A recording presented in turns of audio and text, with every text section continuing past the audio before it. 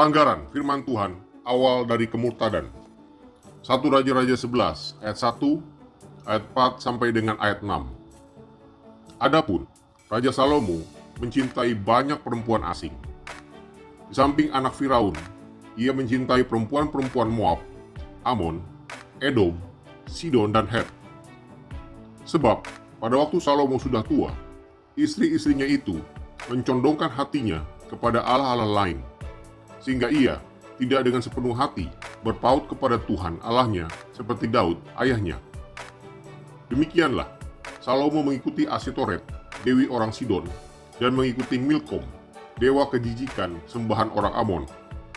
Dan Salomo melakukan apa yang jahat di mata Tuhan, dan ia tidak dengan sepenuh hati mengikuti Tuhan seperti Daud ayahnya.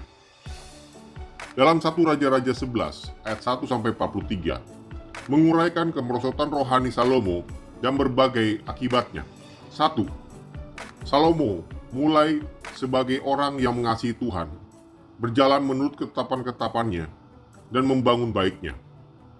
Ia mengalami kasih karunia, dan keselamatan Tuhan. Kepadanya diberikan pengertian rohani yang khusus, dan ia menulis sebagian Alkitab di bawah ilham Roh Kudus. 2. Sekalipun demikian, hati Salomo mengeras akibat tipu daya dosa, dan berbalik dari Tuhan untuk menyembah dewa-dewa lain. Ia membangkitkan murka Tuhan, dan oleh karena itu ia dihukum Tuhan. 3.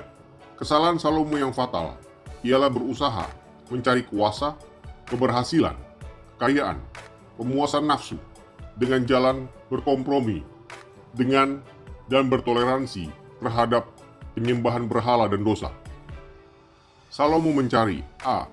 persekutuan-persekutuan yang tidak kudus dengan bangsa-bangsa asing, Tirus, Mesir, dan bangsa-bangsa lainnya. B. Banyak istri dan gundik untuk memeteraikan persekutuan-persekutuan itu. Dan C. Lebih banyak kekayaan dan kemuliaan. 4.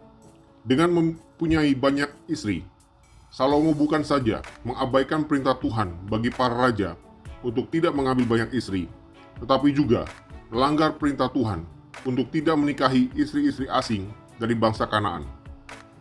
5. Pada mulanya, Salomo bersikap toleran terhadap dewa-dewa palsu para istrinya. Kemudian hatinya sendiri condong kepada dewa-dewa palsu itu. A. Di samping penyembahannya kepada Tuhan, Salomo menambahkan penyembahan kepada dewi orang Sidon yang bernama Asitoret, meliputi upacara-upacara mesum dan penyembahan bintang-bintang.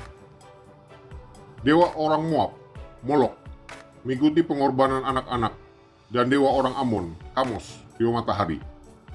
Salomo kini tidak lagi dapat mengatakan bahwa Tuhan perjanjian merupakan Tuhan yang esa dan benar. B.